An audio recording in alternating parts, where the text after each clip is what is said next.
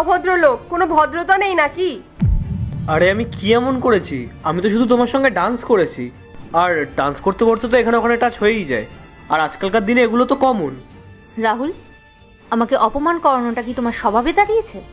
আজকে আমার বার্থডে, কোনো প্ল্যান তো আমার জন্য তুমি করোনি। উল্টে আমার ফ্রেন্ডরা আমার জন্য প্ল্যান করলো, আমাকে সারপ্রাইজ দিল, আর তুমি তাদেরকে আনকমফোর্টেবল ফিল করাচ্ছ। এটা কিরকম ব্যবহার তোমার?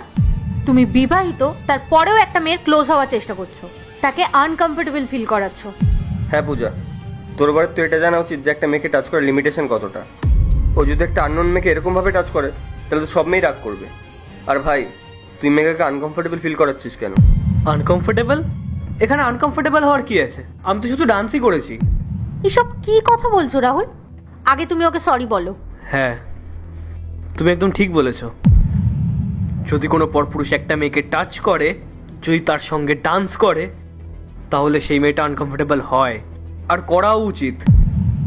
একটা ভালো ক্যারেক্টারের মেয়ে না খুব ভালো করে জানে যে তার লিমিটেশন কি, সে কি করতে পারে, তাকে